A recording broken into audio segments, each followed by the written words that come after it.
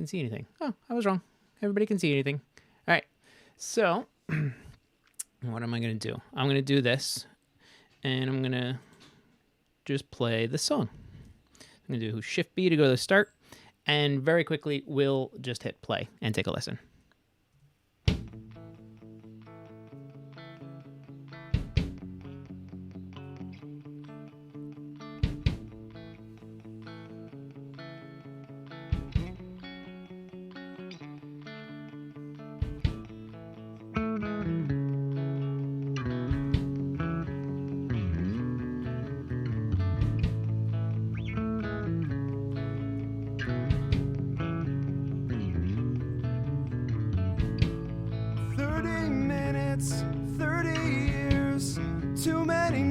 Of pounding beers, I see you, crystal face. Think it's time to leave this place. Oh, what happened there? Hey, things happen. Oh, there's a tiny little loop. See this? See that right there? The tiny little loop. Look at that. We'll just turn that off. You know, things happen. Let's just pick it up from the verse. 30 minutes. 30 years, too many nights of pounding beers.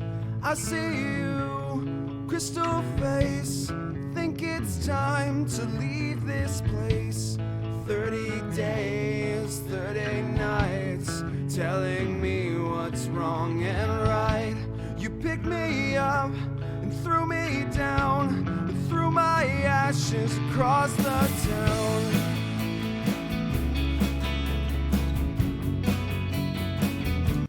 All right, we don't need to play through the whole thing. I had a stream earlier in the week, I believe it was on Monday, if I remember correctly, where I already went in and tuned this event for my lead vocals. Let's just double check and make sure. The keyboard shortcut on Mac is Command M to insert this event into Melodyne. On PC, that will be Control M. So I'm going to hit Command M, and here we go. Here's Melodyne. I already have it set so that it fills the whole screen. This way it's easier for you guys to see. Hey, look at that. We don't need that. Get out of here. Mine's already activated. I probably need to update or something. It's no big deal. Okay, so here we are inside Melodyne. And I'm adjusting my zoom right now. There we go. So this is how everything, once it's detected, and we've already done that with this earlier in the week. If you haven't done this already within Melodyne, when you hit Control M or Command M, Melodyne will scan the audio and detect the pitches of that audio.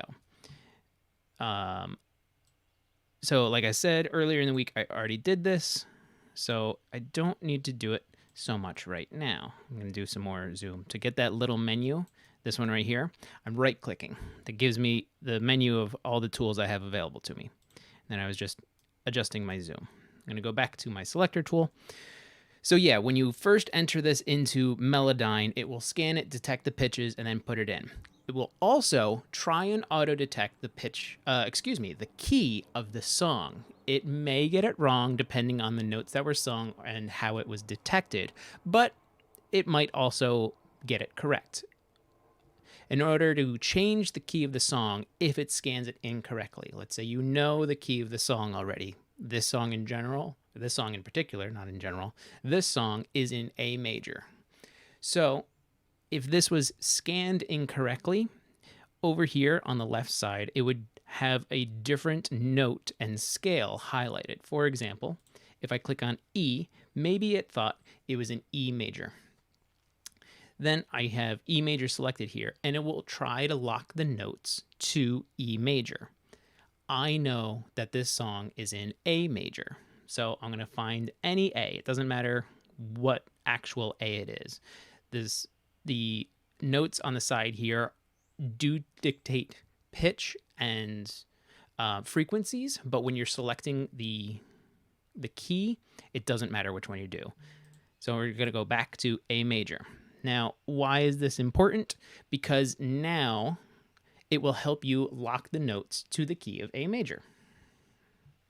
So if I was going to grab this note, let's say, and maybe it's wrong, you can see the pitch drift, which is this line within the bubble here. The bubble shows the amplitude of the note. The line shows the actual pitch of the note. And you can see he kind of does like a drift because it comes down below into what looks like a G. But generally, because it thought that this was one whole note that maybe had a little drift in it, it put it to in between G sharp and A. So if I was going to select this guy, and then here comes the fun part of tuning vocals.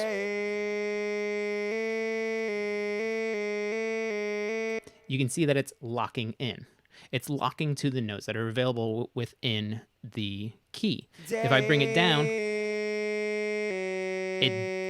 it jumped G because it's not in the key of A major, and it went down to F sharp. So this allows us to lock to the notes that are within the key. Cool, easy. So that's the easy way, is you can lock it in. But this note, we can see, and I'm going to zoom in a little bit more on this guy. Whoop. He's drifting all around. Let me go back to my selector tool. He's drifting all around. And I want to preserve the feel of what he did in this performance. But maybe I do need to clean it up. I can click up here. 30 days. There is days. There are 2 notes in there. So let's go ahead and separate this. I'm going to right click and I'm going to come to the end here where my note separation tool. All of these tools are also available up on the top of the menu here. And like I said before, I just have this menu filling the whole screen so it's easier for everybody to see. Sometimes, or as a default, it'll show up like this, but this doesn't help, at least not for today. So here we go. Here's the note in question. 30 days. Days. Now we want to separate. So he kind of recovers here, and he drops down there. I double-clicked to cut the waveform within Melodyne. Now I have 3 separate events, we'll call them, that I can tune. So I can take this guy, who is trying to be here. This one is trying to be somewhere. And this one almost wants to be A. It's like these notes want to be A and G sharp.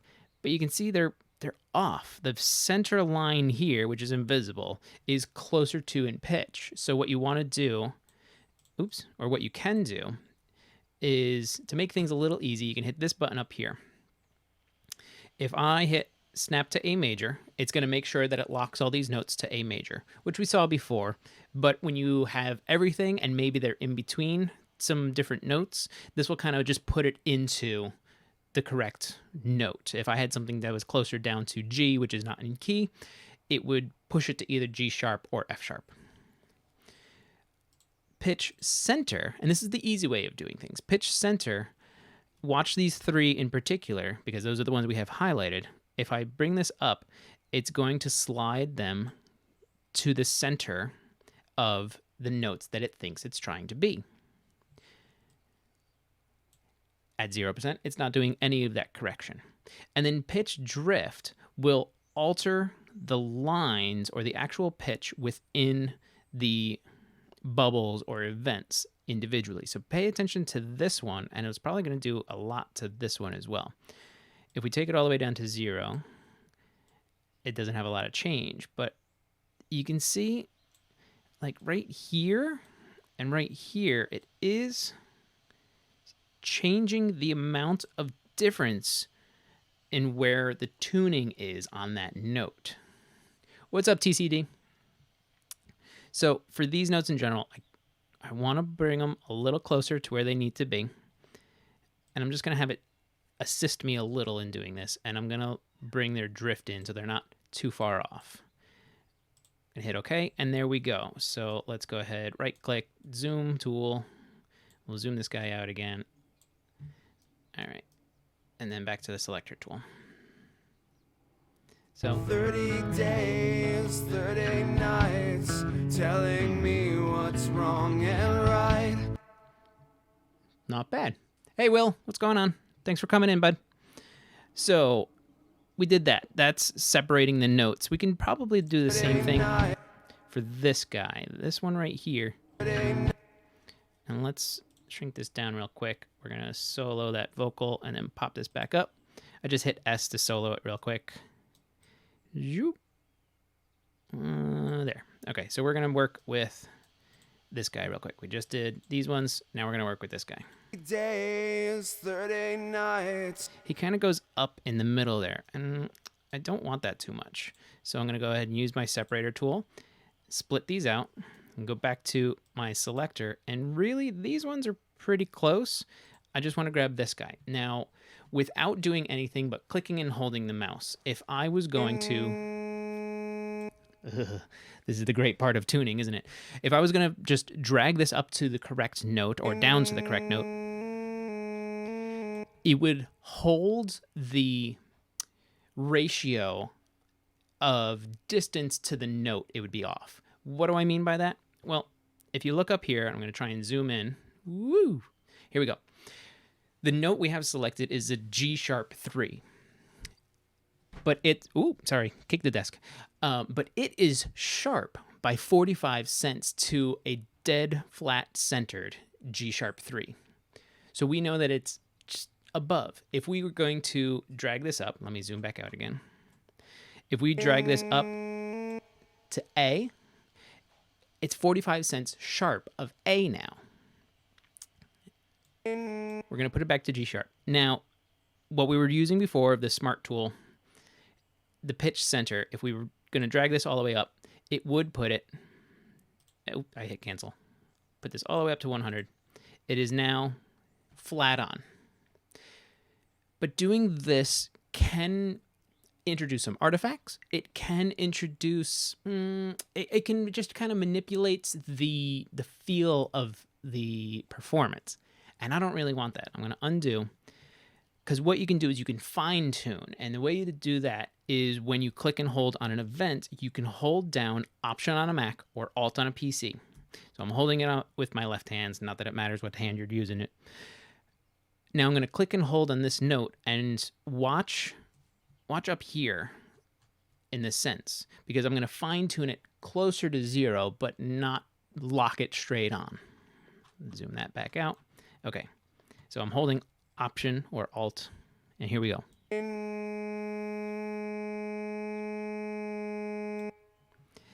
I took it from 45 cents sharp, almost a quarter tone, to 17 cents sharp. It's still a little sharp, yes, but in the context of everything, the performance is still there, and it's much closer to being the note that I want it to be. 30 days, 30 nights. So it's closer if we were going to undo it. 30 days, 30 nights. 30 days. Let's get closer. 30 nights. 30 nights.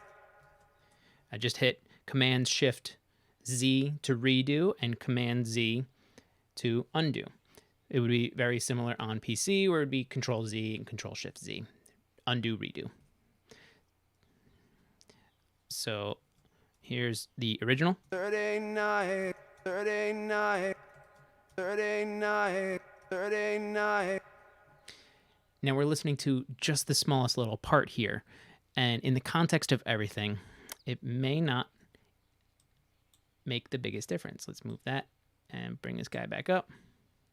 We'll come back a little. 30 days, 30 nights, telling me what's wrong and right. There we go. You know, when we're listening to it in the mix, it's not bad.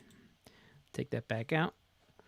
And we'll just take a look. You know what? Let's finish up this phrase with the whole band in. Right click to get my tools. Zooming out. And I'm just going to do some scrolls. Do some stuff over here. Okay, let's keep moving. And then in the timeline up here, you can click and it'll take the transport bar of Studio One as well. So right here, we're at bar 29. It's telling me what's wrong and right. So this guy, let me switch tools back to my selector. This guy, he warbles a lot. And I'm going to call it warbles because who cares what it is. It's telling me what's wrong. What's wrong? He's like, got a lot of going on. we can do the same smart tool from before and the pitch drift. Watch the line. And it's subtle, but it gets closer to being in. And let's just kind of go like that. And we'll get it closer to the note that it wants to be.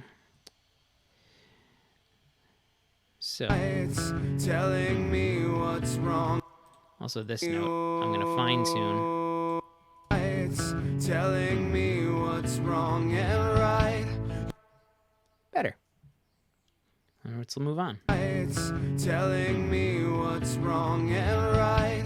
You picked me up and threw me down and threw my ashes across the town.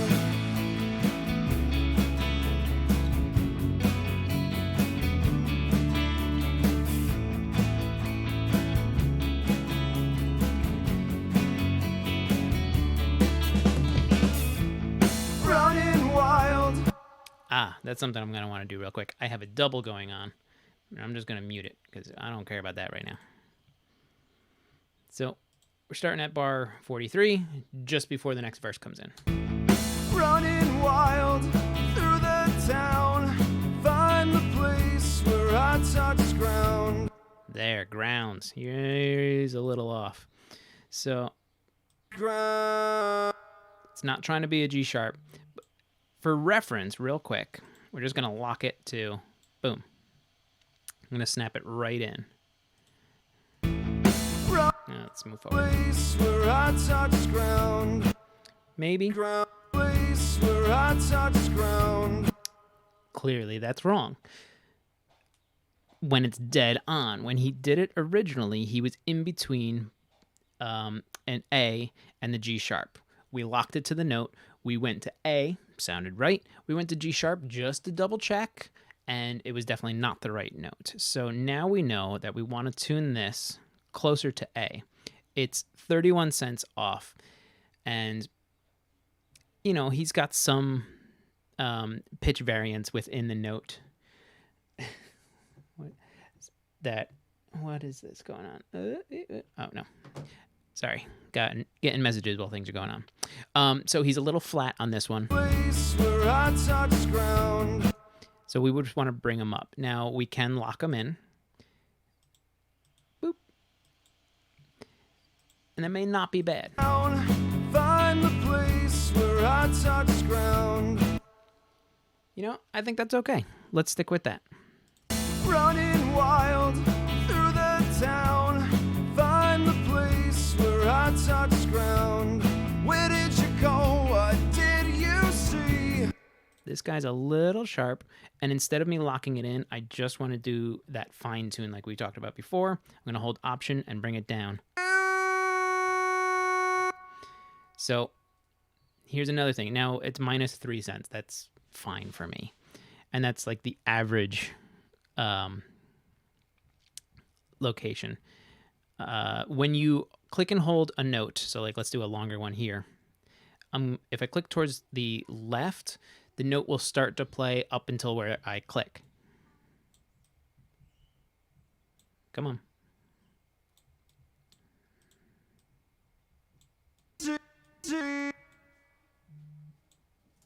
Oh, why are you doing that? Do I have the right tool? I do have the right tool.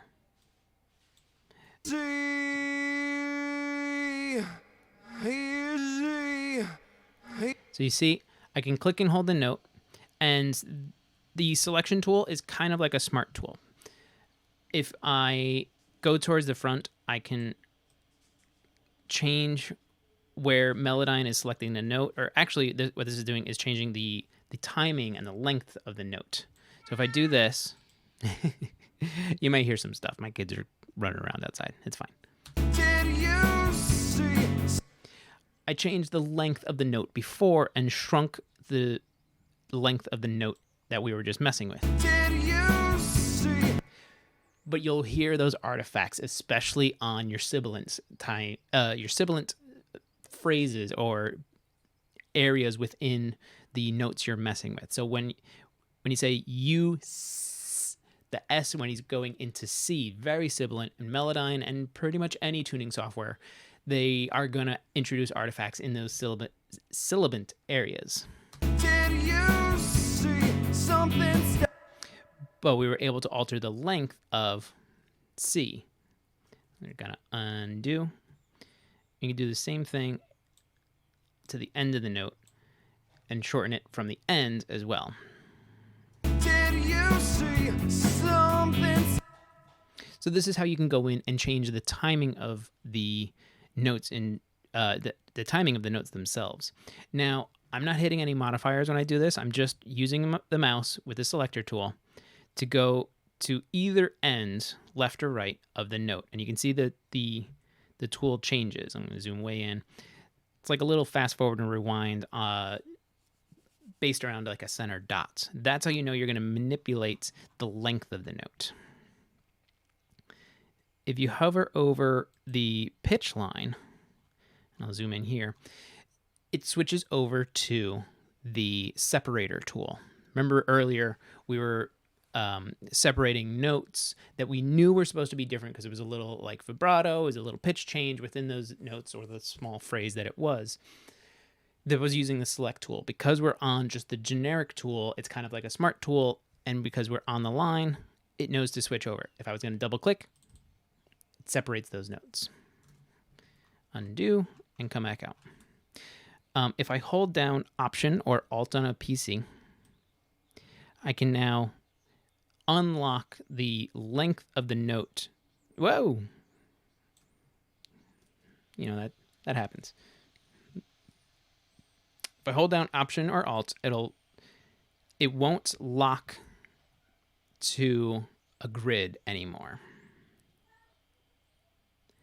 I'll now be able to just kind of freely change the length of the note, but you can see that it's linked to the note either before or after it, depending on what side you're doing. So let's go back to tuning. This one here, you can see it's like a drift down kind of note. Oh, what did you see? He kind of like lets off when he goes, see. Oh, what did you see? So we have a couple options. We can split the note and try and lock these in. So now, technically, he was closer to being at that C sharp. He's only a little sharp by 8 cents. And the note before, D, a little sharp at 16 cents. Oh, what did you see? If we take this one, and this is the real sibilant part of the C, it may not detect this one correctly. Not correctly, that's not the right term. It may detect this one a little with some variance. Oh, what did you see? So that was okay. Go back to the original. Oh, what did you see? Oh, what did you see? I think either works. Oh, what did you see? Let's leave it like that. Oh, what did you see? Something stopped you from seeing me falling apart. Right there. This is supposed to be 2 notes. So this is pretty well on. This is a little sharp. I'm fine with that. But now Melodyne knows that these are 2 different notes. From seeing me. From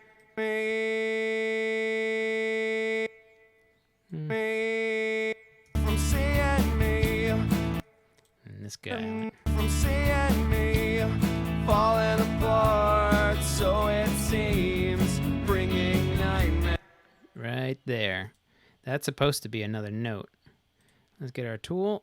Separate. Boom. So now you can see maybe he wanted to go up here to the G, which isn't in key.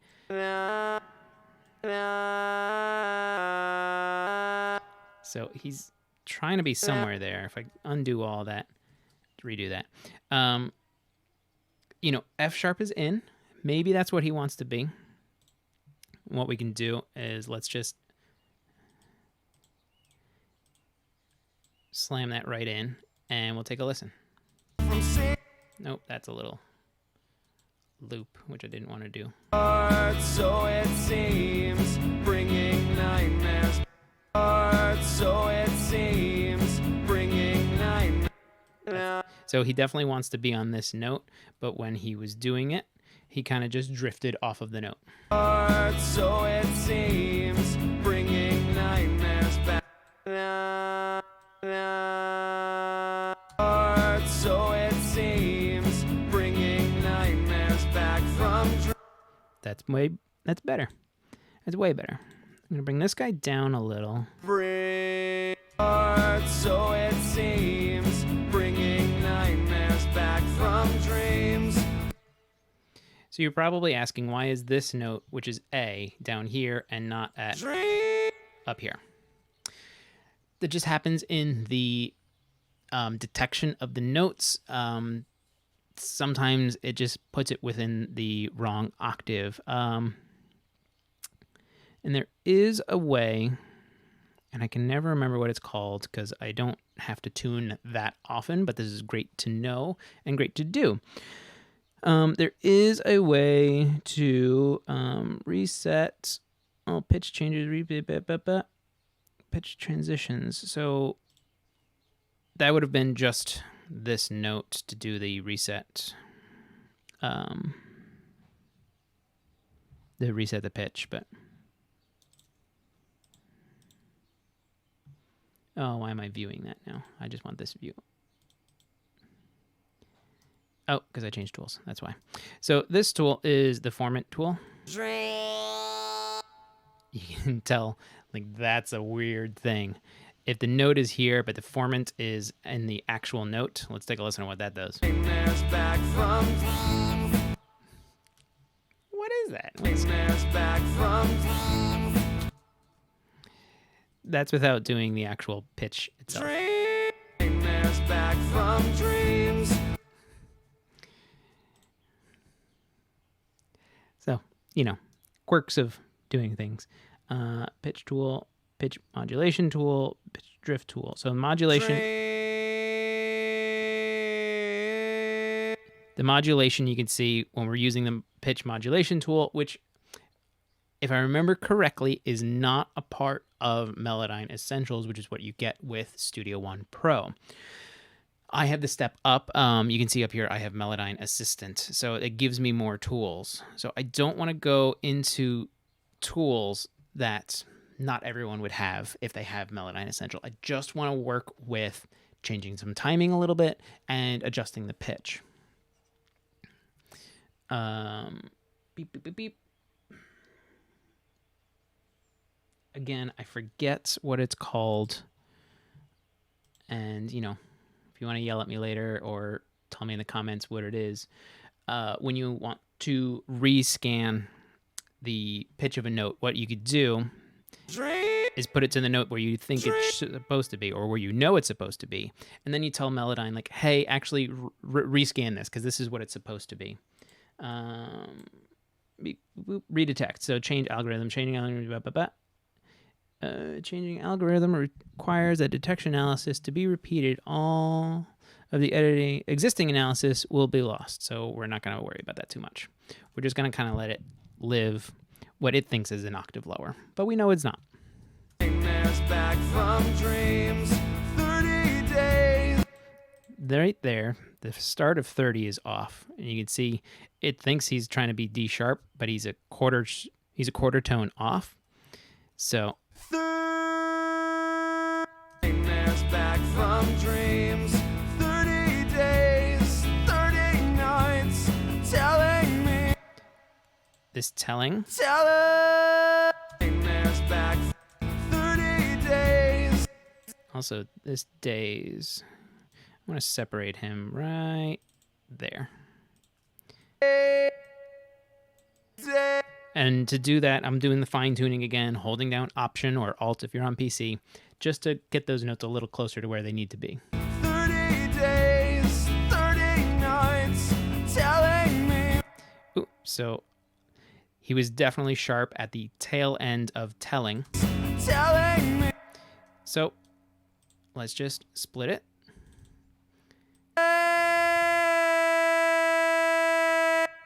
Man, love that trumpet tuning sound. Telling me what's wrong and right. I feel like this is, I guess it's close enough. It's telling us that it's 4 cents flat of C sharp, but he's got a bunch of modulation going on. If we wanted, again, this isn't a tool that everyone has, but I can change the amount of modulation. telling me what's wrong and right. I hate me, and I hate. He's a little sharp over here. And I hate me, and I hate you. So what the fuck are we supposed to do? Everything in here, and of course it's like he's got a curse in this section. And not that I mind cursing, I don't care at all. It's just whatever. This was definitely sharp. And I hate you. So what the fuck are we supposed to do? I feel like this is off a little. And it's telling me it's 14 cents flat. I think that's the average because you can see he drifts from flat to sharp.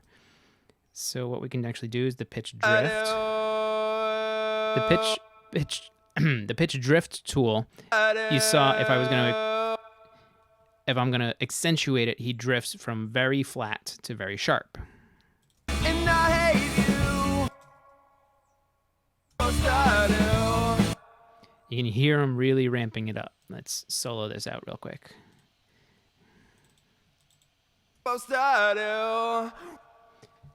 That's what we're trying to get rid of. He had that in there on his own originally. Come on. Undo. That's all right. We're just trying to get rid of this anyway.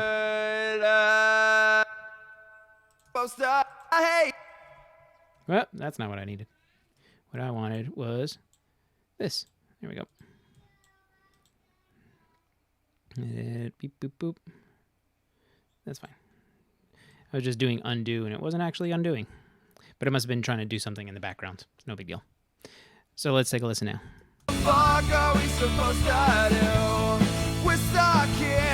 This guy is sharp. Let's go to our normal tool.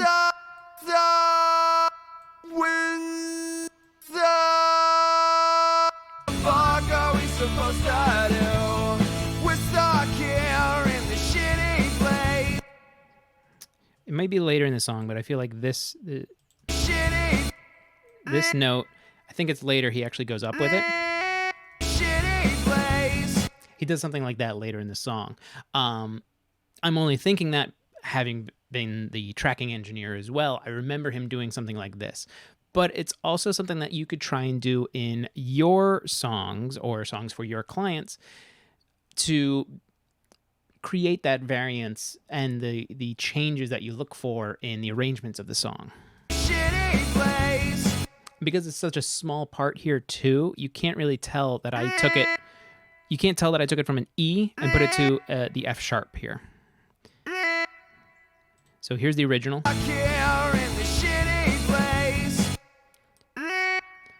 And now we put it up.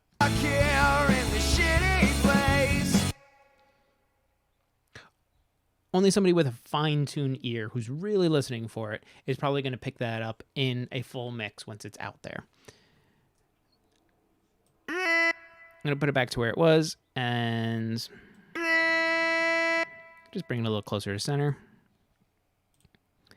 Let's see. I'm just kind of checking these guys. This one looks like it's a little sharp, and we're stuck here. We're stuck here in the shitty place. We might as well be in outer space. So that's two notes, but it detected it as one because he kind of slides into the note. But we can tell Melodyne, you know what? This is two notes, and I want to be able to lock these ones in.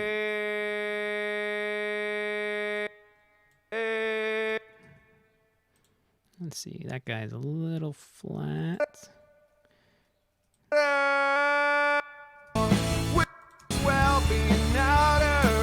Nope, I didn't like that.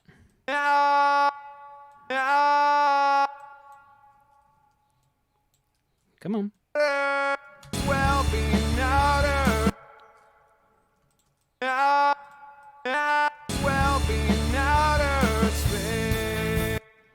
So, I don't like this transition. I tried tuning it. It wasn't quite right. I'm going to go back to the way it was.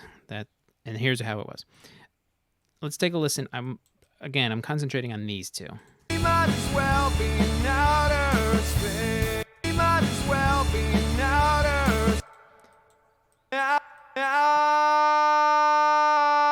We might as well be in outer space. To me, it doesn't sound right. It sounds sharp. We might as well be in outer. But right there sounds flat. I'm going to try and split the difference. We might as well be in outer space.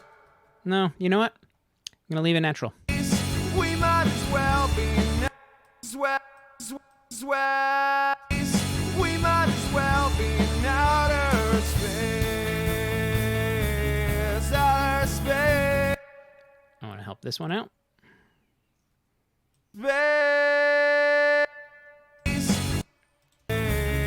Outer space. I'm going to go ahead and just kind of take the drift off a little and lock them a little more in. Space, outer space, outer space, outer space.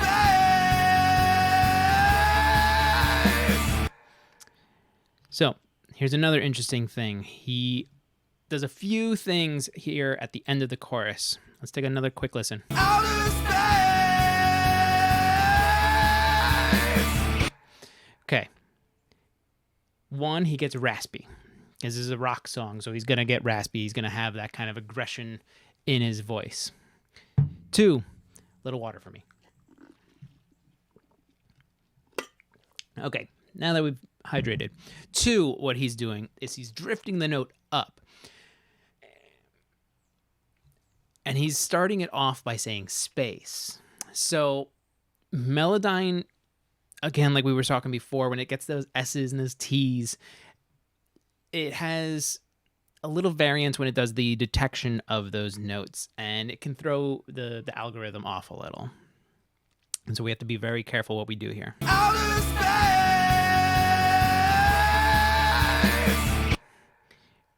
You can tell he breaks up a lot. Now, in a perfect world, we would just choose a different take. Which may be the case here. Let's see what we got. I'm gonna drop my takes down. Oh, that's my automation. I don't need that. I need the layers. That's still automation. Come on, layers. Let's see. That is the same. Maybe we can steal it from the double.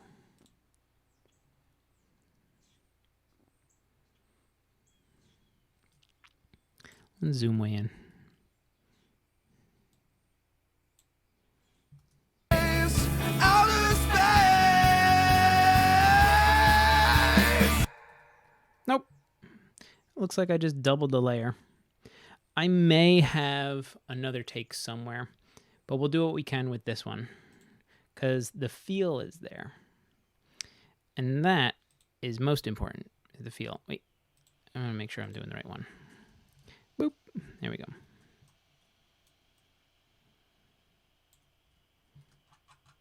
And then it was the end here. I'm just holding shift to scroll horizontally.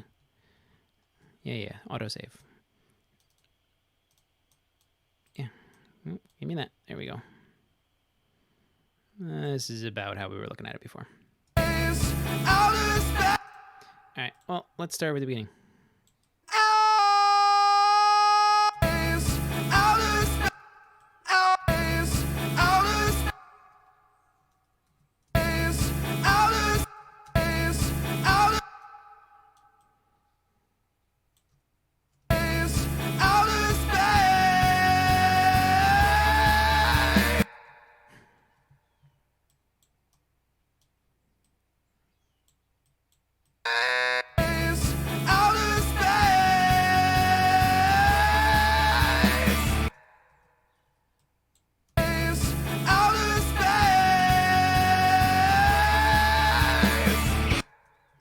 It helped a little.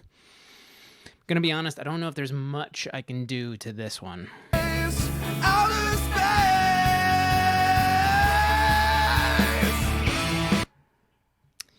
Because there's so much going on when he breaks up.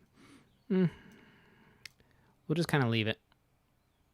Whoa. What am I doing here? I want to do this. And then I want to go like that. And then we'll go to over here. This is the next verse. So in this one, he's raspier. He's pushing a little harder. So Melodyne is, and with doing that naturally, a vocalist will have a bit more drift. They'll have a bit more modulation going on. So let's take a listen. All this time, don't know why. Why sit there, tears in your eyes? So immediately, I'm going to go to this guy.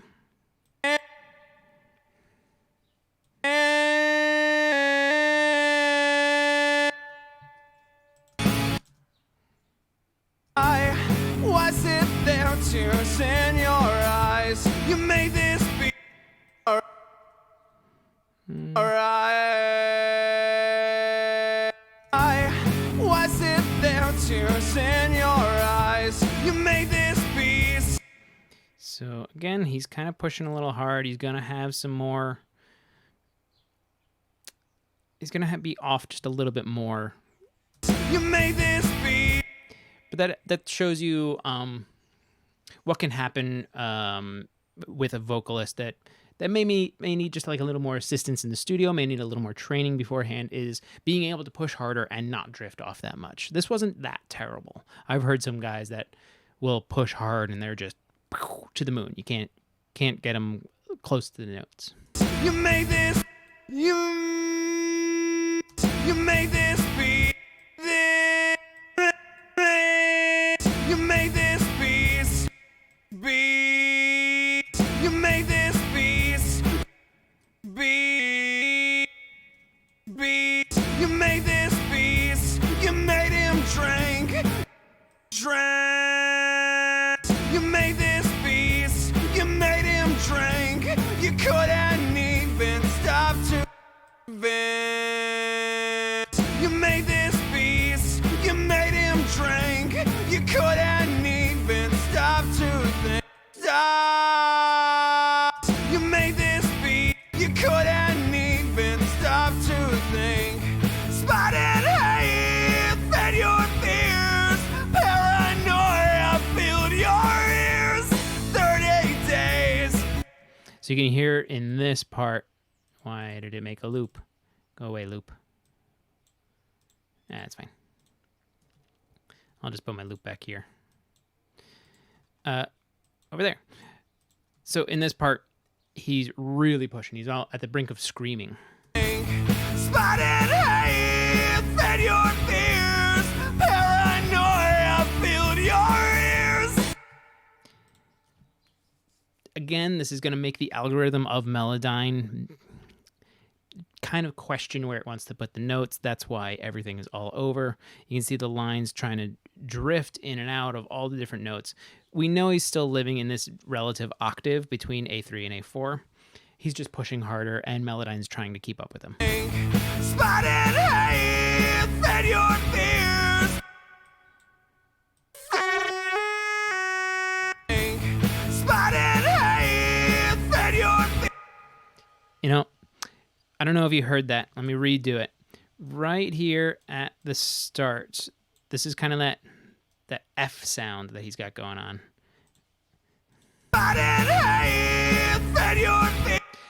It almost doubles the F sound. Let me move this out of the way. I'll solo it. And let's take a listen to this note. It's got that F sound, and it almost sounds doubled. You can hear it trying to manipulate that screamed vocal. Now, screamed vocals don't necessarily always have tone to them. They don't have notes to them. They don't have pitch. So when you try and alter the pitch of a screamed vocal, it's going to insert in these artifacts. Whoa, that's not what I wanted to do. That gave me the other menu. Put that back. That was the one from before. We were working here. You, open up. And let's find where we were. That was over here. So, boom. That's the natural position of that note again. Fed your fears, paranoia.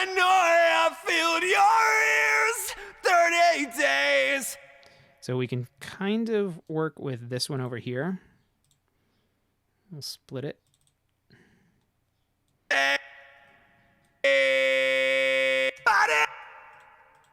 And let's get this out of solo real quick.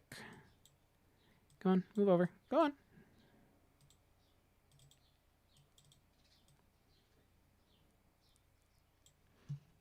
Here's 38 days. Here's 38 days. Here's 38 days. Here's 38 days. 38 nights. This one. Here's 38 days. 38 nights. Telling me what's wrong and These guys over here. 38 nights. 38 nights. Again, because I have it, I'm going to do his 30. modulation on this one. You may not have that with Melodyne Essentials, which comes with Studio One, but I have Assistant, so it's something that I can do. And you guys are watching me work on something that needs the work done, so I'm going to do what I need to do. So there, take it. I'm kidding. 38 nights telling me what's wrong. Is 38 nights telling me what's wrong and And then this one.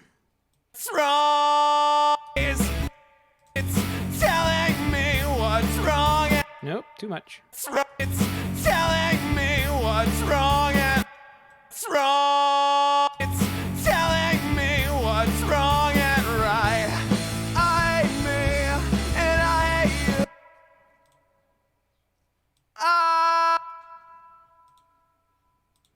I'm just checking these. I'm comparing where they are. Now, there's a lot of drift going on, but I'm comparing when I select it, if it says that it's sharp or flat. Again, it's like an average because you can see this one in particular, he goes flat and he goes sharp. It's all within the one note, so you really have to use your ears when you're doing this. Wrong and right. I hate me and I hate you. So what the fuck are we supposed to do? So what the fuck are we supposed to do? Let's try and finish this up. We're stuck here in the shitty place. We're stuck. We're stuck here. We're stuck here. We're stuck here in the shitty place. We might as well be in outer space. Right, it's 2 notes. We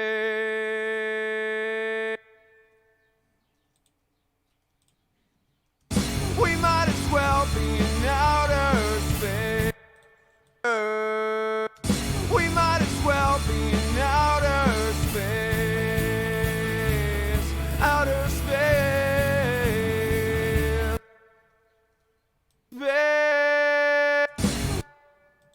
Outer space. Outer space. Outer space.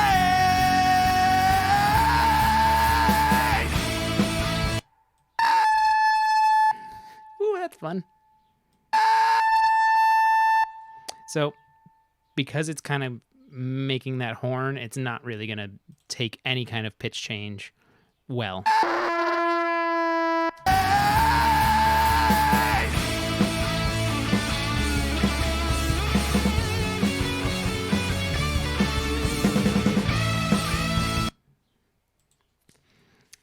And this is an interesting part as well because there's a lot of dynamics in this last section. I hate me. I hate me. And I hate. I hate me. And I hate you.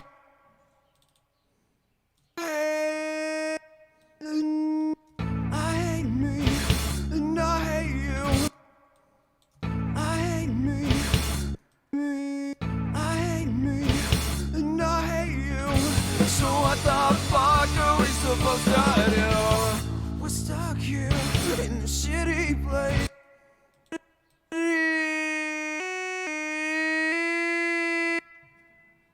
The horns of tuning. We're stuck here in a shitty place. We're stuck here in a shitty place. We might as well. We might as well be in outer space. Swear. We might as well. We might as well be in outer space. I hate me and I hate you. So what the fuck are we supposed to do? We're stuck here in a shitty place. We might as well be in outer space.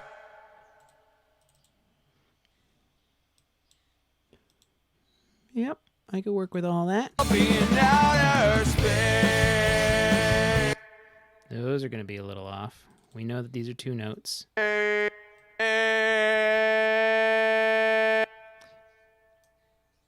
Boop. Line them up just a little bit more. Be in outer space.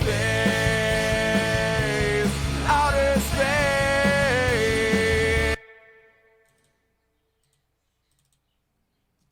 No, that's not worth it. What if we do that? Again, not worth it. Outer space. Outer space. Nope. Outer space. Outer space. So he drifts out here. Let's see if that helps. Outer space.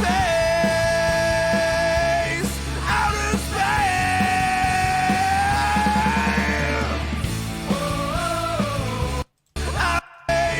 Outer space. Outer space.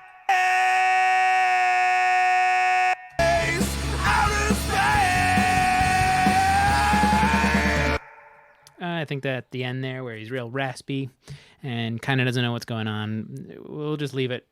We'll leave it by the performance because the feel is there, and that's what I want to preserve. Outer space.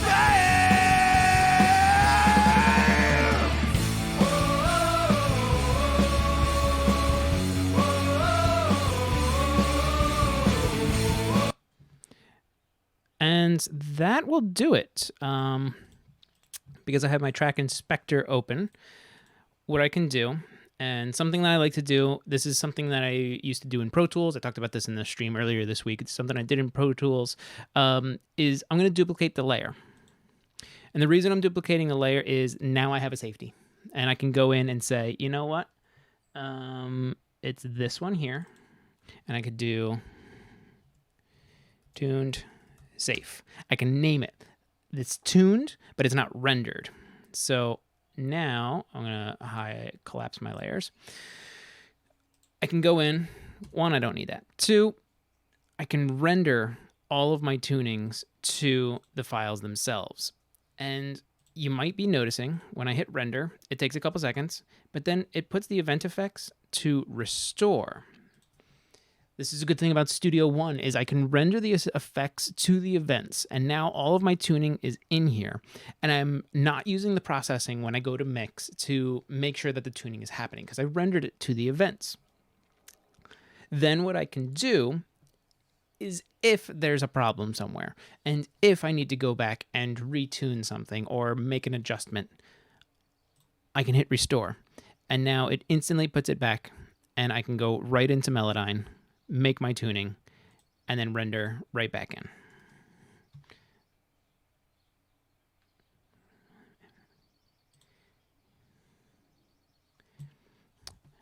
So that's a benefit of Studio One is I can restore back to the Melodyne tuning that I was doing using, and this is like working in conjunction with ARA. And I think that's going to do it. We're at 3:30 now, so we've been doing this for about an hour. I've tuned the main lead vocal. I'll probably do the double on my own probably later on tonight when, everybody else in the house is asleep. But let me do this. And I'm going to say thanks for tuning in. I hope you learned a lot. Melodyne is a very powerful tool, and its integration in with Studio One is it's immensely powerful. One, at the end, being able to render your tuning straight onto the events themselves, and then being able to restore back if you need to adjust something and not have to put it back into Melodyne and have it rescan. You can just go in, make your adjustments, and then render it again with the updated tuning or whatever event effects you're modifying. That's all for now. Again, I hope you found something very informative. If you did, please subscribe. That would be amazing. You could also like and share this video when it's available on YouTube, and these will stay available on YouTube as replays. If you have a question, ask it in a comment, and I'll answer it in a future video. For more from me, visit www.timflansbaum.com. And I want to thank you for tuning in. If you stuck through the whole thing, congratulations. We are done now. You can go back and have the rest of your day. And if you're just picking this up on a replay, thanks for checking it out. And, again, thanks to everybody. D-Sound Recording Studio, thanks for checking in, man. And, I hope you learned something. Have a great day and stay safe, everyone.